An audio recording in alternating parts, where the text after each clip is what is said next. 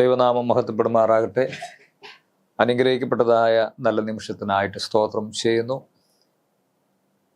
ഈ ആഴ്ചയിൽ നമുക്ക് പാഠപഠനത്തിനായിട്ടുള്ളത് സങ്കീർത്തന ഭാഗങ്ങളിൽ ഭാഗം 2 എന്നുള്ളതായ പാഠമാണ്. പാഠം 9. തിരുവചനം ഇപ്രകാരം നമ്മോട് പറയുന്നു. അതിന് മനപ്പാഠവാക്യം സങ്കീർത്തനങ്ങൾ 67 അധ്യായം അതിൻ്റെ 3-4 വാക്യങ്ങൾ. ദൈവമേ, ജാതികൾ നിന്നെ സ്തുതിക്കും, സകല ജാതികളും നിന്നെ സ്തുതിക്കും. ജാതികൾ സന്തോഷിച്ച് ഘോഷിച്ചുല്ലസിക്കും. നീ വംശങ്ങളെ നേരോടെ വിധിച്ച് ഭൂമിയിലെ ജാതികളെ ഭരിക്കുന്നുവല്ലോ. നമുക്ക് ഒരു നിമിഷം നമ്മുടെ കണ്ണുകളെ അടയ്ക്കാൻ പ്രാർത്ഥിക്കാം. ഞങ്ങൾ ഏറ്റവും അതിവാത്സല്യമായി സ്നേഹിക്കുന്ന വാഴ്ത്തപ്പെട്ട സ്വർഗീയ കർത്താവേ, അനുഗ്രഹിക്കപ്പെട്ടതായ നല്ല നിമിഷത്തിനായിട്ട് സ്തോത്രം ചെയ്യുന്നു, സ്തുതിക്കുന്നു. അടിയങ്ങളെ മാറ്റമില്ലാത്തതായ തിരുവചനത്തെക്കുറിച്ച് പഠിക്കുകയും ധ്യാനിക്കുകയൊക്കെ ചെയ്യുമ്പോഴും ദൈവത്തിൻ്റെ പരിശുദ്ധാത്മാവിൻ്റെ ആ വലിയ പങ്കിനാൽ അടിയങ്ങളെ നിറയ്ക്കണമേ എന്ന് പ്രാർത്ഥിക്കുന്നു. പ്രിയ കർത്താവേ, പഠിപ്പിക്കുന്ന അടിയനെയും അങ്ങ് ശക്തീകരിക്കണം, ബലപ്പെടുത്തണം. കേൾവിക്കാരായ പ്രിയമക്കളെ ഓർത്ത് പ്രാർത്ഥിക്കാൻ അവരുടെ ഹൃദയങ്ങളെ അങ്ങ് തുറക്കണമേ. നല്ല നിലത്ത് വീണതായ വിത്തുകളെ പോലെ അത് 30, 60, 100 മേനിയായി വിളയുവാൻ അങ്ങ് സഹായിക്കണമേ എന്ന് പ്രാർത്ഥിക്കുന്നു. ആ തിരുവചനങ്ങളെ അവർ ഏറ്റെടുത്തുകൊണ്ട് അനേക മക്കളിലേക്ക് ആ ദൈവസ്നേഹം പകർന്നു കൊടുക്കുവാൻ അവരെ സഹായിക്കണമേ എന്ന് പ്രാർത്ഥിക്കുന്നു. ഈ ആഴ്ചയിൽ ഞങ്ങൾ പഠിക്കുമ്പോഴൊക്കെയും ദൈവസ്ഥാനത്തെ അടികളുടെ കൂടെ ഉണ്ടായിരിക്കണം. മാനവമഹത്വം തിരുമേ തന്നെ എടുക്കണം. യേശുവിൻ്റെ നാമത്തിൽ തന്നെ ആമേൻ. പ്രിയമുള്ളവരെ, നാം ഈ ശബസായനത്തിലേക്ക് കടന്നു വരുമ്പോൾ അവിടെ പറഞ്ഞിരിക്കുന്നതായ ഒരു കാര്യം, അന്ത്യകാല സംഭവങ്ങളെ കുറിച്ച് നാം പഠിക്കുമ്പോൾ വെളിപ്പാടിലെ മൃഗങ്ങളിലും അധികാരങ്ങളിലും നാം വളരെ ശ്രദ്ധിച്ചാണ് പഠിക്കുന്നത്. കാരണം എന്താ ചോദിച്ചു കഴിഞ്ഞാൽ, വെളിപ്പാട് പ്രവചനം 1-ാം അധ്യായം അതിൻ്റെ 3-ാമത്തെ വാക്യത്തിൽ ഇപ്രകാരം പറയുന്നു. ഈ പ്രവചനത്തിലെ വാക്യങ്ങളെ വായിച്ച് കേൾപ്പിക്കുന്നവനും അതിൽ എഴുതിയിരിക്കുന്നത് പ്രമാണിക്കുന്നവരും ഭാഗ്യവാന്മാർ, സമയം അടുത്തിരിക്കുന്നു എന്നുള്ളതാണ്. അപ്പം സമയം അടുത്തിരിക്കുന്നത് കൊണ്ട് നാം എന്ത് ചെയ്യണം? അത് കൂടുതലായിട്ട് പഠിക്കുകയും ധ്യാനിക്കുകയും ചെയ്യണമെന്ന് തിരുവചനം നമ്മെ ഓർപ്പിക്കുന്നു. അതുപോലെ നാം ഈ വിഷയത്തിലേക്ക് കടന്നു വരുമ്പോൾ അന്ധകാര ശക്തിയോട് പോരാടുവാൻ ഇസ്രയേൽ തയ്യാറാകുന്നതായി നാം കാണുന്നു. ആ പഴയ നിയമകാലഘട്ടത്തിൽ അന്ധകാര ശക്തികളോട് പോരാടുവാൻ എന്ത് ചെയ്യുന്നു? ഇസ്രയേൽ തയ്യാറാകുന്നു. നാം ചിന്തിക്കാറുണ്ട്, ഈ ദുഷ്ടത എത്രമാത്രം ഈ ഭൂമിയിൽ പെരുകിക്കൊണ്ടിരിക്കുന്നു, ദൈവം എന്താണ് അതിനെതിരെ പ്രവർത്തിക്കാത്തത് എന്നുള്ളതായ ഒരു ചോദ്യം നമ്മിലുണ്ട്. അക്ഷരീയ ഇസ്രയേൽ ജനം എന്ത് ചെയ്യുന്നു? അപ്രകാരം പോരാടി ഇപ്പോഴും ഇസ്രയേൽ മക്കൾ എന്ത് ചെയ്യുന്നു? ആ ഒരു പോരാട്ടത്തിൽ തന്നെയാണ്. ആത്മീക ഇസ്രയേലായിരിക്കുന്നതായ നമുക്കും വളരെയേറെ പോരാട്ടമുള്ളതായ ഒരു സമയത്താണ് നാം ജീവിച്ചു കൊണ്ടിരിക്കുന്നത്. എന്തുകൊണ്ടാണ് ദൈവം ഈ ഒരു ദുഷ്ടതയ്ക്കെതിരെ പ്രവർത്തിക്കാത്തത് എന്നുള്ളതായ വലിയ ഒരു വിഷമം നമ്മളിൽ ഓരോരുത്തരിലും ഉണ്ട്. ദുഷ്ടൻ എന്ത് ചെയ്യുന്നു? പ്രബലനായിക്കൊണ്ടിരിക്കുന്നു. നീതിമാൻ തൻ്റെ നീതിയാൽ നശിച്ചു പോകുന്നു എന്ന് തിരുവചനം നമ്മോട് വളരെ വ്യക്തമായിട്ട് സംസാരിക്കുന്നുണ്ട്. അങ്ങനെയെങ്കിൽ ഇതിൽ ഉത്തരമായിട്ട് ഇപ്രകാരം പറയുന്നു, ദൈവം എന്ത് ചെയ്യുന്നു? നമ്മെ സമാഗമന കൂടാരത്തിലേക്ക് ചൂണ്ടിക്കാണിക്കുകയും ദൈവത്തിൻ്റെ സൃഷ്ടാവെന്ന പദവിയിലേക്ക് നമ്മെ ആകർഷിക്കുകയും ചെയ്യുന്നു എന്ന് വളരെ വ്യക്തമായി തന്നെ നമ്മോട് പറയുന്നു. ആ ഒരു കർത്താവിൻ്റെ അടുക്കിലേക്ക് നാം ചെല്ലുമ്പോൾ ഈ പറഞ്ഞിരിക്കുന്നതായ പ്രശ്നങ്ങളും പ്രതിസന്ധികളും എല്ലാം എന്ത് ചെയ്യും?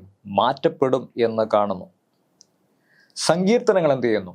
ഈ വിഷയങ്ങളെ വളരെ ആഴത്തിൽ കൈകാര്യം ചെയ്യുന്നു എന്നെന്ത് ചെയ്യുന്നു? നാം പഠിക്കുവാൻ പോവുകയാണ്.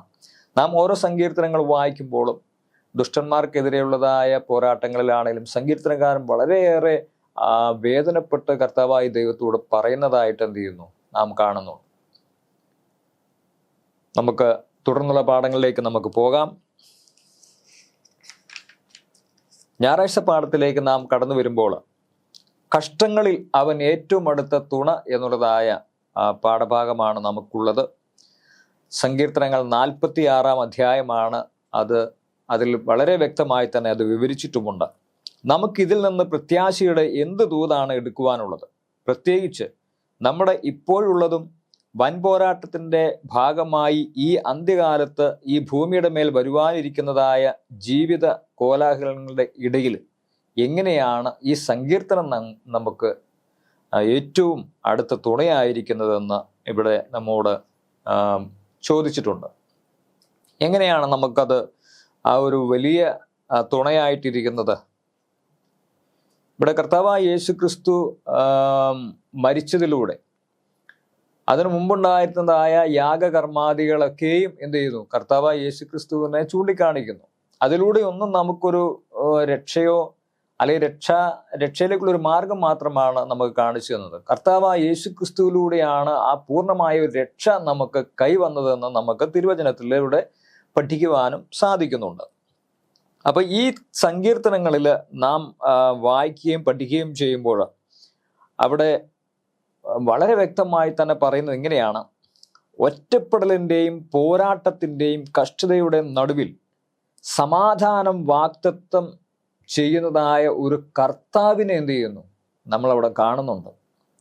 ഒറ്റപ്പെടലിൻ്റെയും പോരാട്ടത്തിൻ്റെയും കഷ്ടതയുടെ നടുവിൽ സമാധാനവും വാഗ്ദത്തവും കൊണ്ട് എന്ത് ചെയ്യുന്നു? ഈ സങ്കീർത്തനങ്ങൾ നിറഞ്ഞു നിൽക്കുകയാണ്. അതുകൊണ്ട് ദൈവം പറയുന്നത് ഇപ്രകാരമാണ്: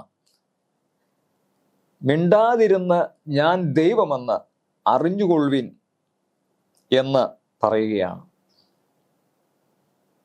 ആത്യന്തികമായി ദൈവം നമ്മോട് പറയുന്ന മിണ്ടാതിരുന്ന് ദൈവമെന്ന് ഞാൻ ദൈവമെന്ന് അറിഞ്ഞുകൊള്ളുക എന്നതാണ്.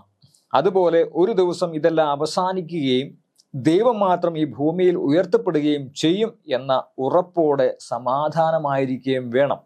അതുകൊണ്ടാണ് അവിടെ പറഞ്ഞിരിക്കുക മിണ്ടാതിരുന്ന് കൊള്ളുവിൻ ഞാൻ ദൈവമെന്ന് അറിഞ്ഞുകൊള്ളുവിൻ എന്ന് അവിടെ പറയുന്നത്. അപ്പോൾ ദൈവം എന്ത് ചെയ്യും? ദൈവം ഈ ഭൂമിയിൽ വരും. ദൈവം മാത്രം ഉയർത്തപ്പെടുന്നതായ ഒരു അനുഭവം എന്ത് ചെയ്യുന്നു? നമുക്കിവിടെ മനസ്സിലാക്കുവാനും സാധിക്കുകയാണ്. അതുകൊണ്ട് ഭൂമി മാറിപ്പോയാലും പർവ്വതങ്ങൾ കുലുങ്ങി സമുദ്രമധ്യേ വീണാലും അതിലെ വെള്ളം ഇരച്ചു കലങ്ങിയാലും അതിൻ്റെ കോപം കൊണ്ട് പർവ്വതങ്ങൾ കുലുങ്ങിയാലും നാം ഭയപ്പെടുകയില്ല. രണ്ടാമത്തെ വാക്യത്തിൽ അങ്ങനെയാണ് പറയുന്നത്. അതുകൊണ്ട് എന്തൊക്കെ തന്നെ സംഭവിച്ചാലും, ഭൂമി മാറിപ്പോയാലും പർവ്വതങ്ങൾ കുലുങ്ങി സമുദ്രമധ്യേ വീണാലും അതിൽ വെള്ളം ഇരച്ചു കലങ്ങിയാലും അതിൻ്റെ കോപം കൊണ്ട് പർവ്വതങ്ങൾ കുലുങ്ങിയാലും നാം ഭയപ്പെടുകയില്ല. ദൈവം പറഞ്ഞിരിക്കുന്നത് ഞാൻ ദൈവമെന്ന് അറിഞ്ഞുകൊള്ളുവിൻ എന്നാണ്. രണ്ടാം വരവിങ്കൽ നടക്കുവാൻ പോകുന്ന രംഗങ്ങളെ കുറിച്ച് നമുക്ക് ഒന്ന് ഓർക്കണം. എന്താന്ന് ചോദിച്ചു കഴിഞ്ഞാൽ, പുസ്തക ചുരുട്ടും പോലെ എന്ത് ചെയ്യും? ആകാശം മാറിപ്പോകും, എല്ലാ മലയും ദൈവം സ്വസ്ഥാനത്ത് നിന്ന് ഇളകിപ്പോകും. കർത്താവിൻ്റെ ദിവസമോ അത് കള്ളനെ പോലെ വരും എന്നാണ് പറയുന്നത്. അപ്പൊ കഷ്ടങ്ങളിൽ ഈ ദൈവം ഏറ്റവും അടുത്ത തുണയായിരിക്കുന്നതായ ഒരു വലിയ മഹത്തായ ഒരു വാഗ്ദത്തം എന്ത് ചെയ്യുന്നു നമുക്കിവിടെ കാണുകയാണ്. എന്തൊക്കെ തന്നെ സംഭവിച്ചാലും, കർത്താവായ യേശു ക്രിസ്തുവിന്റെ വരവിന് തൊട്ട് മുമ്പ് എന്തൊക്കെ ഈ ഭൂമിയിൽ സംഭവിച്ചാലും, ഈ ഗോളത്തിൽ സംഭവിച്ചാലും, ദൈവത്തെ അനുസരിച്ച് ജീവിക്കുന്നതായ ഓരോ മക്കളെയും ദൈവം എന്ത് ചെയ്യും? അത് ദൈവം കാത്തു പരിപാലിക്കും എന്ന് പറയുന്നു. അത് മറ്റുള്ളവരെ സംബന്ധിച്ചിടത്തോളം, ദുഷ്ടരെ സംബന്ധിച്ചിടത്തോളം പ്രയാസമാണ്. പക്ഷേ ദൈവത്തെ അനുസരിക്കുന്നതായ മക്കൾക്ക് അത് ഏറ്റവും അനുഗ്രഹപ്രദമായ ഒരു കാര്യമാണ് എന്ന് തിരുവചനം നമ്മെ പഠിപ്പിക്കുന്നു. അതുകൊണ്ട് പത്രോസിന്റെ ലേഖനത്തിൽ പറയുന്നത് എങ്ങനെയാണ്? കർത്താവിന്റെ ദിവസമോ കള്ളനെ പോലെ വരും എന്നാണ്. ഓക്കെ, നമുക്ക് തിങ്കളാഴ്ച പാഠത്തിലേക്ക് നമുക്ക് പ്രവേശിക്കാം. കലാപത്തിനിടയിൽ പ്രത്യാശ എന്നുള്ളതായ ഭാഗമാണ്. നാം തുടർന്നും 46 സങ്കീർത്തനങ്ങളിലേക്ക് പ്രവേശിക്കുന്നു. അവിടെ പറഞ്ഞിരിക്കുന്നതായ ഒരു കാര്യം, ഭൗതികമായ ഭൂമി യേശു ക്രിസ്തുവിന്റെ വരവിങ്കൽ ആഴമായി ബാധിക്കപ്പെടുമെന്നാണ്.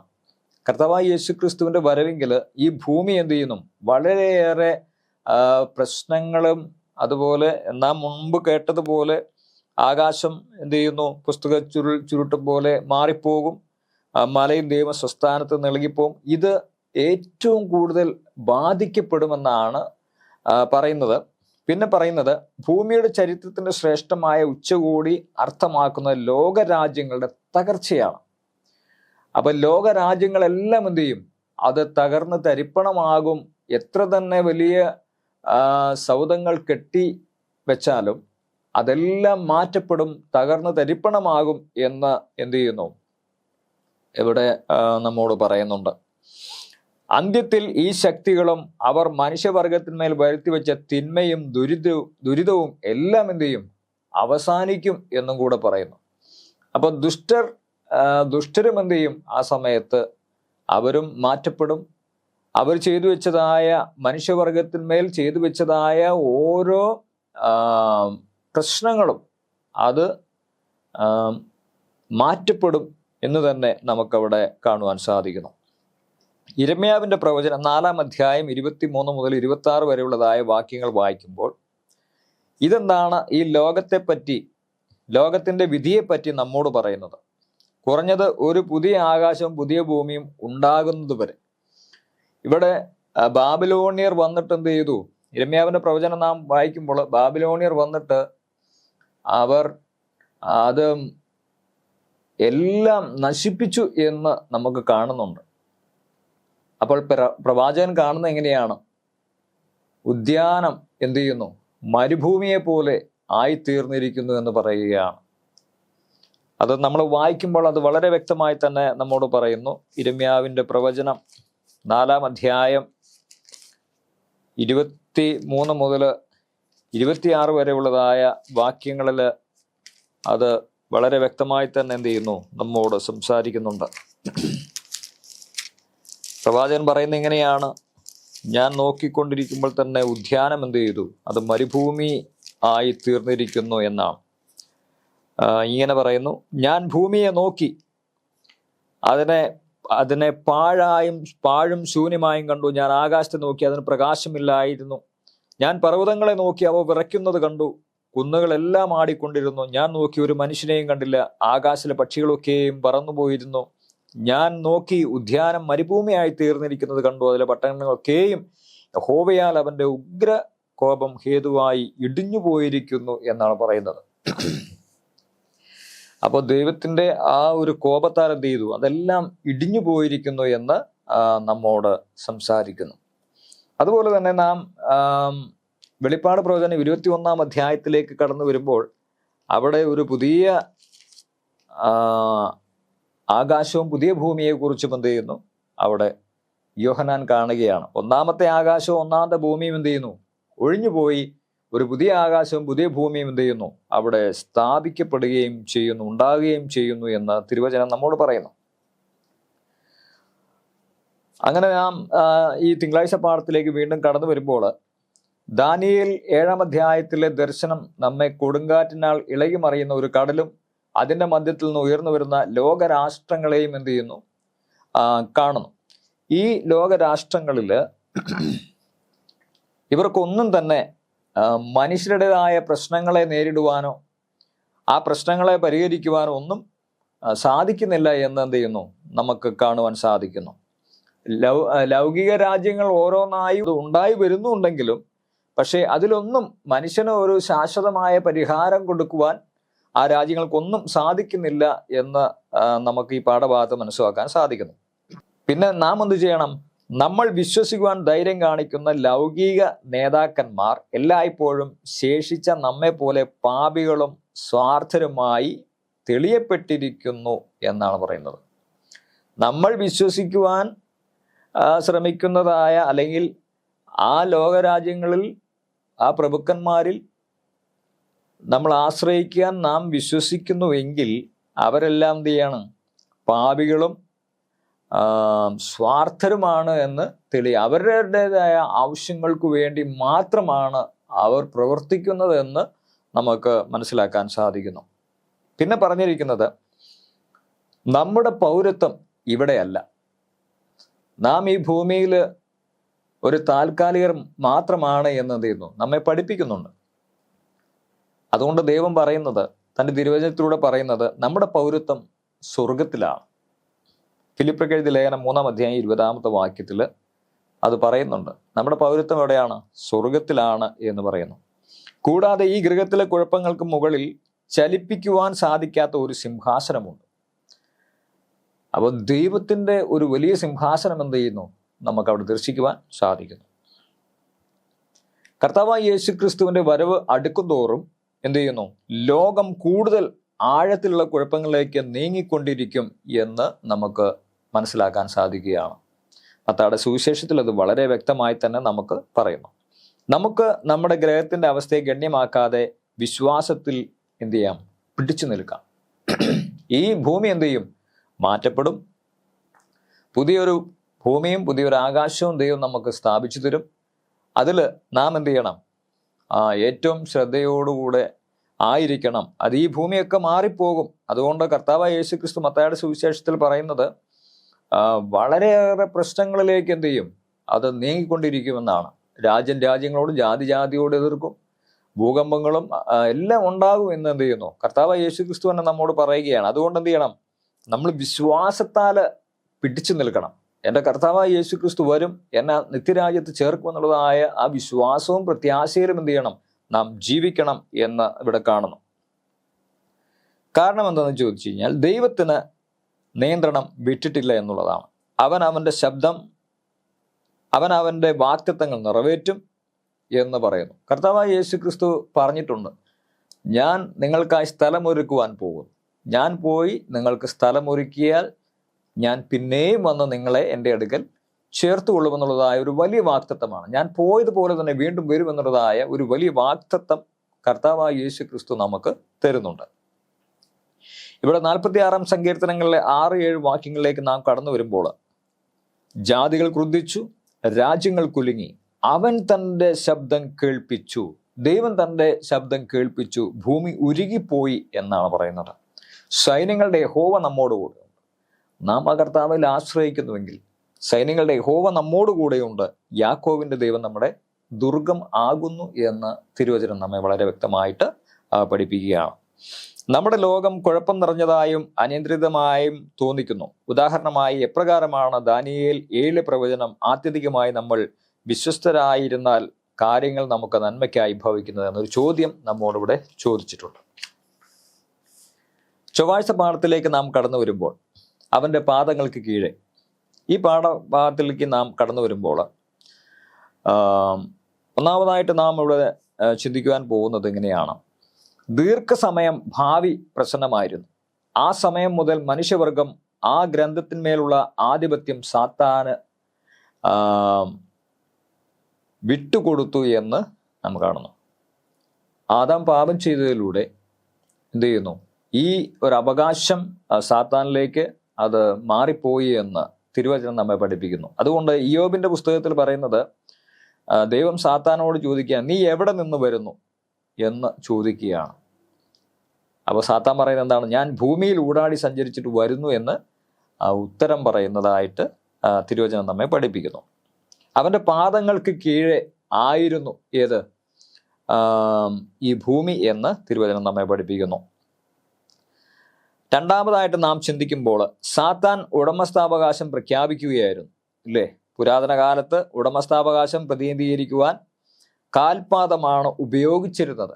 അപ്പൊ കാൽ വെക്കുന്നതായ ആ ഒരു സമയം എന്താണ്, അത് എൻ്റെ അവകാശമാണ് എന്ന് അവിടെ ഉപയോഗിച്ചിരുന്നതായിട്ട് പറയുന്നു.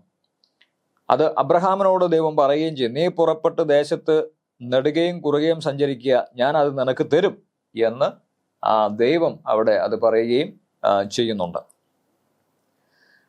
മൂന്നാമതായിട്ട് നാം ഇവിടെ ദർശിക്കുന്നത്, സങ്കീർത്തനങ്ങൾ 47 അധ്യായം 1 മുതൽ 4 വരെ വായിക്കുമ്പോൾ, ആത്യന്തികമായി ക്രിസ്തുവിൻ്റെ രാജ്യത്തിൽ നമ്മുടെ സ്ഥാനം എവിടെയായിരിക്കും എന്നതിനെക്കുറിച്ച് ഈ വാക്യം പറയുന്നുണ്ട്. നമ്മുടെ കാൽ കീഴിൽ എന്ത് ചെയ്തിരിക്കും, വിശുദ്ധന്മാരും ജാതികളും എല്ലാം നമ്മുടെ കാൽ കീഴായിരിക്കുമെന്ന് തിരുവചനം നമ്മോട് വളരെ വ്യക്തമായിട്ട് അവിടെ സംസാരിക്കുന്നു ഉണ്ട്. പിന്നെ പറയുന്നത് 1 തെസ്സലോനിക്കർ 4 അധ്യായം 13 മുതൽ 17 വരെയുള്ളതായ വാക്യങ്ങൾ വായിക്കുമ്പോഴും, സെഖരിയാവ് 14 അധ്യായം 14 നമ്മൾ വായിക്കുമ്പോഴും അവിടെ ചില കാര്യങ്ങൾ പറയുന്നുണ്ട്. ക്രിസ്തുവിൻ്റെ പാദങ്ങളിലേക്ക് ശ്രദ്ധ തിരിക്കുക. ഈ 2 ഖണ്ഡികൾ തമ്മിൽ എന്ത് വ്യത്യാസമാണ് നിങ്ങൾ കാണുന്നത്, അവ എന്താണ് ബന്ധപ്പെട്ടിരിക്കുന്നതെന്ന് വ്യത്യസ്തമായ കാഴ്ചപ്പാട് ആത്യന്തികമായി ക്രിസ്തുവിൻ്റെ ഈ ലോകത്തിന്റെ ആധിപത്യത്തെക്കുറിച്ച് നമ്മെ എന്ത് പഠിപ്പിക്കുന്നു എന്ന് പറയുന്നു. തെസ്സലോനിക്കർക്കിലേക്ക് എഴുതിയ ലേഖനത്തിലേക്ക് നാം കടന്നു വരുമ്പോൾ അവിടെ പറഞ്ഞിരിക്കുന്ന നിദ്ര കൊണ്ടവരെയും യേശു മുഖാന്തരം വരുത്തും എന്ന് പറയുന്നുണ്ട്. അതുപോലെ സെക്കരിയ പ്രവചനം 14 അധ്യായം 4 വാക്യത്തിൽ പറയുന്ന അവന്റെ കാൽ ഒലിവ് മലയിൽ ചവിട്ടും നിൽക്കും എന്ന് അവിടെ പറയുന്നു. അതിനെക്കുറിച്ച് സിസ്റ്റർ വൈറ്റ് ഇപ്രകാരം പറയുന്നു: ഉയർത്തെഴുന്നേൽപ്പിന് ശേഷം ക്രിസ്തു സ്വർഗാരോഹണം ചെയ്തതും ദൂതന്മാർ അവന്റെ വീണ്ടും വരവിന്റെ വാക്തത്വം ആവർത്തിച്ചതുമായ അതേ ഒലിവ് മലയിൽ തന്നെ അവൻ ഇറങ്ങി വരും എന്നാണ്. എല്ലാ വിശുദ്ധന്മാരോടും കൂടെ എൻ്റെ ദൈവമായ കർത്താവ് വരും. അന്നാളിൽ അവന്റെ കാൽ യെരൂശലേമിനെതിരെ കിഴക്കുള്ള ഒലിവ് മലയിൽ നിൽക്കും. ഒലിവ് മല നടുവെ പിളർന്നു പോകും. ഏറ്റവും വലിയൊരു താഴ്വര ഉളവായി വരും. യഹോവ സർവ്വഭൂമിക്കും രാജാവാകും. അന്നാളിൽ യഹോവ ഏകനും അവന്റെ നാമം ഏറ്റവും ആയിരിക്കുമെന്ന് അവിടെ നമ്മോട് സംസാരിക്കുകയാണ്. അപ്പോൾ കർത്താവായ ദൈവത്തിൻ്റെ ആ പാദങ്ങൾ എന്തു ചെയ്യും? ആ ഒലിവ് മലയിൽ നിൽക്കും. അപ്പൊ ആ ഒരു അവകാശത്തെ എന്ത് ചെയ്യുന്നു നമുക്കവിടെ മനസ്സിലാക്കാൻ സാധിക്കുകയാണ്. സങ്കീർത്തനങ്ങൾ 47 അധ്യായം അതിൻ്റെ 1 മുതൽ 4 വരെയുള്ളതായ വാക്യങ്ങൾ വായിക്കുമ്പോൾ അവിടെ നാം മുമ്പ് സൂചിപ്പിച്ചതുപോലെ ഇങ്ങനെയാണ് നമ്മോട് പറയുന്നത്. അതിലെ 3-ാമത്തെ വാക്യത്തിലേക്ക് നാം കടന്നു വരുമ്പോൾ അവൻ ജാതികളെ നമ്മുടെ കീഴിലും വംശങ്ങളെ നമ്മുടെ കാൽ കീഴിലും ആക്കുന്നു എന്ന് അവിടെ പറയുന്നു. അവൻ ജാതികളെ നമ്മുടെ കീഴിലും വംശങ്ങളെ നമ്മുടെ കാൽ കീഴിലും ആക്കുന്നു എന്ന് പറയുന്നു. അവൻ നമുക്ക് നമ്മുടെ അവകാശത്തെ തിരഞ്ഞെടുത്ത് തന്നു എന്നും അവിടെ നമ്മോട് പറയുകയാണ്. നമുക്ക് ബുധനാഴ്ച പാഠത്തിലേക്ക് കടന്നു വരാം. അവിടെ പറഞ്ഞിരിക്കുന്നത് വീഞ്ഞും രക്തവും എന്നുള്ളതായ ഒരു ഭാഗമാണ്. ഈ 2 വീഞ്ഞിനെ കുറിച്ചും രക്തത്തെക്കുറിച്ചും നാം പഠിക്കുമ്പോൾ വീഞ്ഞ് ഇവിടെ സൂചിപ്പിക്കുന്നത് സങ്കീർത്തനങ്ങൾ 75 അധ്യായവും അതുപോലെ മത്തായിയുടെ സുവിശേഷം 26 അധ്യായം 26 മുതൽ 29 വരെയുള്ളതായ വാക്യങ്ങളും വെളിപ്പാട് പ്രവചനം 14 അധ്യായം 9 മുതൽ 12 വരെ വാക്യങ്ങൾ വായിക്കുമ്പോൾ ഈ സങ്കീർത്തനങ്ങളിൽ ന്യായവിധിയിൽ ആപൽ സാധ്യതയുള്ള ചില വിവാദ വിഷയങ്ങളെ കുറിച്ച് വെളിപ്പെടുത്തുന്നുണ്ട്.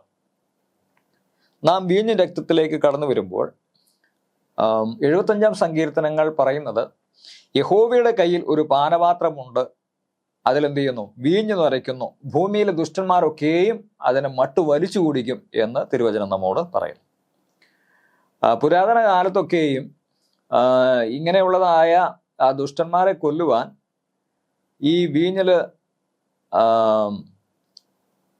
മദ്യം കൊടുത്തിട്ട് എന്ത് ചെയ്യുന്നു? അവരെ കടത്തിയിരുന്നു എന്നാണ് പറയുന്നത്. അപ്പോൾ ആ ഒരു പാനപാത്രം ദുഷ്ടന്മാർ വലിച്ചു കുടിച്ച് അവർ മത്തരായി തീർന്നിരിക്കുന്നു. അവർക്ക് വേദനയോ പ്രയാസങ്ങളോ ഒന്നും അറിയാത്ത രീതിയിൽ എന്ത് ചെയ്യുന്നു? അത് മാറിയിരിക്കുന്നു എന്ന് അവിടെ പറയുന്നു. ഇവിടെ രക്തം സൂചിപ്പിക്കുന്നത് പുതിയ നിയമത്തിന്റെ രക്തമാണ്. കർത്താവ് യേശു ക്രിസ്തു കാൽവറി ക്രൂശിൽ ഒഴുക്കിയതായ രക്തം. കർത്താവ് തന്റെ പാനപാത്രം എടുത്ത് പറഞ്ഞു, ഇത് പുതിയ നിയമത്തിന്റെ രക്തം എന്ന് അവിടെ നമ്മോട് പറയുന്നു.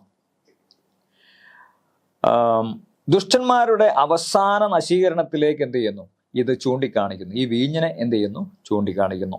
അത് യഹോവയുടെ കയ്യിലെ പാനപാത്രമാണ് എന്ന് കാണുന്നു.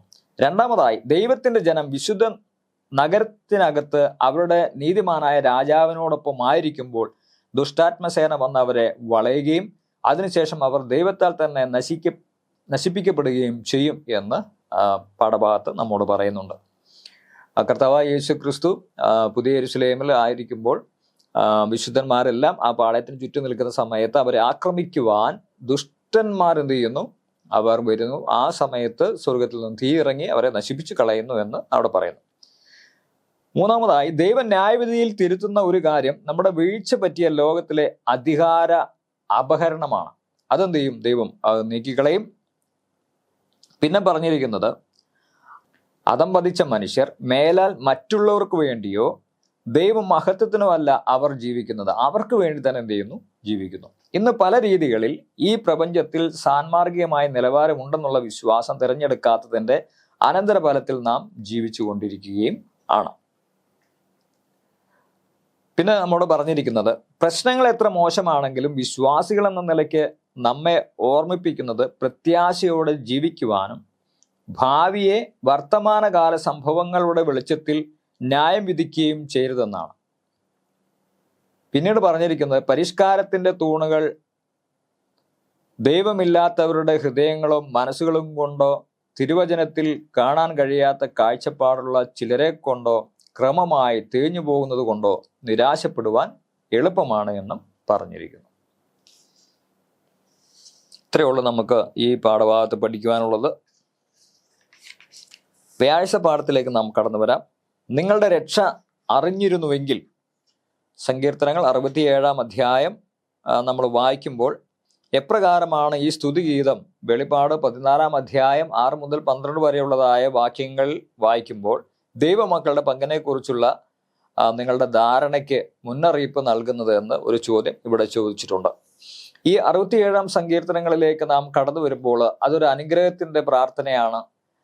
അനുഗ്രഹം ദൈവം അവിടുന്ന് ചൊരിഞ്ഞു തരുന്നു. അതുപോലെ അതൊരു പ്രാർത്ഥനയും കൂടെയാണ് എന്ന് നമ്മൾ വായിക്കുമ്പോൾ മനസ്സിലാക്കാൻ സാധിക്കുകയാണ്. ഒരു പ്രകാശത്തെ ഒരു അന്ധകാരം കൊണ്ട് എത്ര മൂടി വെക്കാൻ സാധിക്കും എന്ന് നാം ചിന്തിക്കുക. അങ്ങനെ മൂടി വെച്ചാലും ആ വെളിച്ചം എന്ത് ചെയ്യും? അത് വീണ്ടും പ്രകാശിക്കും എന്ന് നമുക്ക് മനസ്സിലാക്കാൻ സാധിക്കുകയാണ്. അപ്പോൾ സങ്കീർത്തനങ്ങൾ 67-ാം അധ്യായം ദൈവത്തോടൊരു അപേക്ഷ കൂടിയാണ്. അത് തുടങ്ങുന്നത് തന്നെ ദൈവം നമ്മുടെ കൃപ ചെയ്ത് നമ്മെ അനുഗ്രഹിക്കുമാറാകട്ടെ, അവൻ തന്റെ മുഖത്തെ നമ്മുടെ മേൽ പ്രകാശിപ്പിക്കുമാറാകട്ടെ. അപ്പൊ ദൈവത്തിന്റെ ആ പ്രകാശം നമ്മുടെ മുഖത്ത് എന്ത് ചെയ്യണം? പ്രകാശിക്കണം. എങ്കിലേ നമുക്ക് മറ്റുള്ളവരിലേക്ക് ഒരു പ്രകാശമായിട്ട് മാറുവാൻ സാധിക്കുള്ളൂ എന്ന് അവിടെ അങ്ങനെയാണ് അത് തുടങ്ങുന്നത്. നിന്റെ വഴി ഭൂമിയിലും അറിയേണ്ടതിന് തന്നെ. അപ്പൊ കർത്താവായ ദൈവത്തിന്റെ വഴി ഭൂമിയിൽ അറിയേണ്ടതിന് തന്നെ എന്ന് എന്ത് ചെയ്യുന്നു? നമ്മോട് അവിടെ പറയുകയാണ്. രക്ഷാപദ്ധതിയിൽ ദൈവം പാപികളെ അവന്റെ നേരിട്ടുള്ള മഹത്വ സന്നിധിയിലേക്ക് അവന്റെ പ്രഭ മൂലം നശിപ്പിക്കാതെ വീണ്ടും പ്രവേശിക്കുവാൻ ഒരു വഴി നൽകിയിട്ടുണ്ട്. ഇപ്പോഴും ജീവിതത്തിലും ക്രിസ്തുവിന്റെ കുരിശ്, ദൈവത്തിന്റെ മുഖം നമ്മുടെ മേൽ പ്രകാശിക്കുവാൻ സാധ്യമാകുന്നു. നാം ആ ക്രൂശിന്റെ അരികിലേക്ക് കടന്നു വരുമ്പോൾ നമുക്ക് അപ്രകാരം അത് ദർശിക്കുവാൻ സാധിക്കുന്നു എന്ന് ഇവിടെ പറയുന്നു. പിന്നെ പറഞ്ഞിരിക്കുന്നത് ദൈവം നമ്മെ കൊണ്ട് ഉദ്ദേശിക്കുന്നത് അവന്റെ വെളിച്ചം നാം ശേഷം ലോകത്തിന് പ്രതിഫലിപ്പിക്കണമെന്നാണ്. ദൈവത്തിൽ നിന്ന് ലഭിക്കുന്നതായ ആ വെളിച്ചം മറ്റുള്ളവരിലേക്ക് എന്ത് ചെയ്യണം? നാം പകർന്നു കൊടുക്കണം. അതുകൊണ്ട് കർത്താവായ യേശുക്രിസ്തു പറഞ്ഞു, നിങ്ങൾ ലോകത്തിന്റെ വെളിച്ചമാകുന്നു. ആ വെളിച്ചം എന്ത് ചെയ്യണം? നിങ്ങൾ ആ ലോകത്തിന് പകർന്നു കൊടുക്കണം എന്ന് പറയുകയാണ്. ഇത് ഇസ്രയേലിന് കൊടുത്തതായ ദൗത്യമാണ്. ആ ദൗത്യം ആത്മീക ഇസ്രയേലായിരിക്കുന്നതായ നാം ഓരോരുത്തരും ചെയ്യണമെന്ന് ദൈവം അത് ആഗ്രഹിക്കുകയും ചെയ്യുന്നു. പിന്നെ പറഞ്ഞിരിക്കുന്നത് എൻ്റെ ആലയം സകല ജാതികൾക്കുമുള്ളതായ പ്രാർത്ഥനാലയം എന്ന് അത് വിളിക്കപ്പെടും എന്നും പറഞ്ഞിരിക്കുന്നു. ഞാൻ എൻ്റെ വിശുദ്ധ പർവ്വതത്തിൽ കൊണ്ടുവന്ന് എൻ്റെ പ്രാർത്ഥനാലയത്തിൽ എന്ത് ചെയ്യും? അവരെ സന്തോഷിപ്പിക്കുമെന്നാണ്. ഒരു വലിയ സന്തോഷത്തിൻ്റെതായ ഒരു അനുഭവം എന്ത് ചെയ്യുന്നു? നമുക്കവിടെ മനസ്സിലാക്കാൻ സാധിക്കുന്നു. പിന്നെ പറഞ്ഞിരിക്കുന്നത് ഈ സങ്കീർത്തനങ്ങളോട് ദാവീദ് നമ്മെ ഓർപ്പിക്കുന്നതായ ഒരു കാര്യമുണ്ട്. ദൈവത്തിന് തൻ്റെ വഴി ഭൂമിയിലും അവന്റെ രക്ഷ എല്ലാ ജാതികളുടെ ഇടയിലും അറിയിക്കണമെന്നാണ്. അപ്പൊ സകല ജാതികളിലും എന്ത് ചെയ്യണം? ഈ ഒരു രക്ഷ അറിയിക്കണം എന്ന് ദാവീദ് ആഗ്രഹിക്കുന്നു. അപ്രകാരം അത് ഇതിൽ എഴുതിയിരിക്കുകയും ചെയ്യുന്നു. പഴയ നിയമത്തിൽ ഇസ്രയേലിന്റെ ചരിത്രത്തിൽ ചില കറുത്ത അധ്യായങ്ങളുണ്ട്. കഴിഞ്ഞ 2000 വർഷത്തെ ക്രിസ്തീയ സഭയുടെ ചരിത്രത്തിൽ ഉള്ളതുപോലെ അത് നാം നമ്മുടെ ഹൃദയങ്ങളെ അത്യധികമായി പദാർത്ഥം കൊണ്ട് നിറം കൊടുത്തതുപോലെ ദൈവത്തിന്റെ വെളിച്ചം പ്രതിഫലിപ്പിക്കാതെ അത് വലിച്ചെടുക്കുവാനുള്ള ഉള്ളടക്കമായിട്ട് കാണുന്നു. ആ ഒരു നിറം എന്ത് ചെയ്യണം? നാം മാറ്റി ദൈവത്തിൽ നിന്നുള്ളതായ ആ വലിയ വെളിച്ചം നാം ഏറ്റെടുത്തുകൊണ്ട് ആ വെളിച്ചം എന്ത് ചെയ്യണം? നാം മറ്റുള്ളവർക്ക് പകർന്നു കൊടുക്കണം. നമ്മളെ ഉള്ളിലുള്ളതായ ആ ഒരു നിറത്തിന്റെ അല്ല, ദൈവം നമുക്ക് തന്നിട്ടുള്ളതായ ആ വലിയ വെളിച്ചം എന്ത് ചെയ്യണം?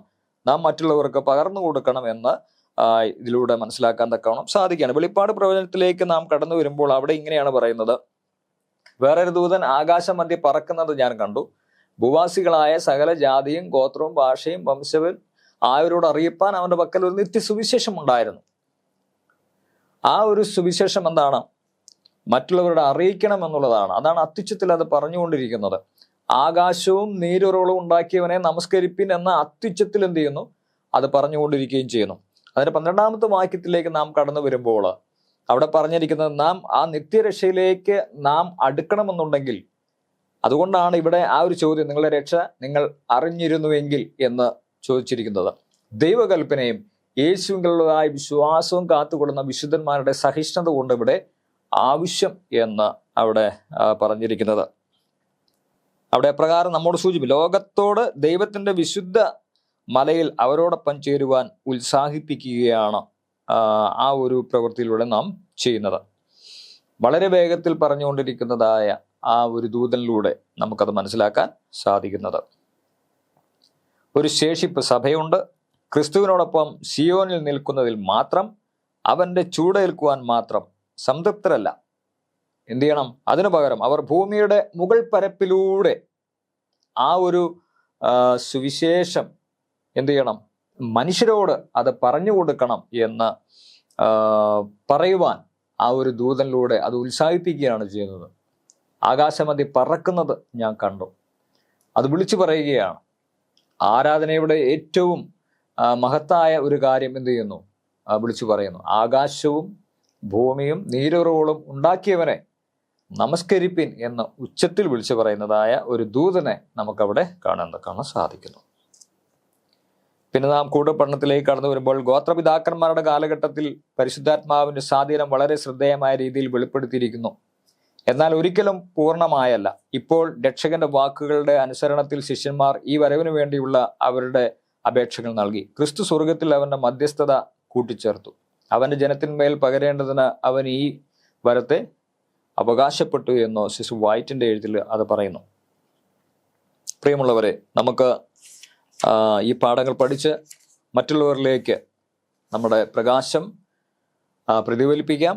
അതിനായി ദൈവം നമ്മെ ഓരോരുത്തരെയും അനുഗ്രഹിക്കുമാറാകട്ടെ. നമുക്ക് നമ്മുടെ കണ്ണുകളെ അടയ്ക്കാം, പ്രാർത്ഥിക്കാം. ഞങ്ങളെ ഏറ്റവും അതിവാത്സല്യമായി സ്നേഹിക്കുന്ന വാഴ്ത്തപ്പെട്ട സ്വർഗീയ കർത്താവേ, നല്ലൊരു പാഠം പഠിക്കുവാൻ അടിയങ്ങളെ അങ്ങ് സഹായിച്ചതുകൊണ്ട് സ്തോത്രം. ഇത് കേൾക്കുന്നവരുടെ ഓരോ ഹൃദയത്തിലും അത് കർത്താവെ ആ വലിയ പ്രകാശം നൽകി കൊടുക്കണമേ എന്ന് പ്രാർത്ഥിക്കുന്നു. അത് മറ്റുള്ളവർക്ക് പ്രതിഫലിപ്പിക്കാൻ അവരെ സഹായിക്കണം. മാനവമഹത്വം തിരുമേ തന്നെ എടുക്കണം.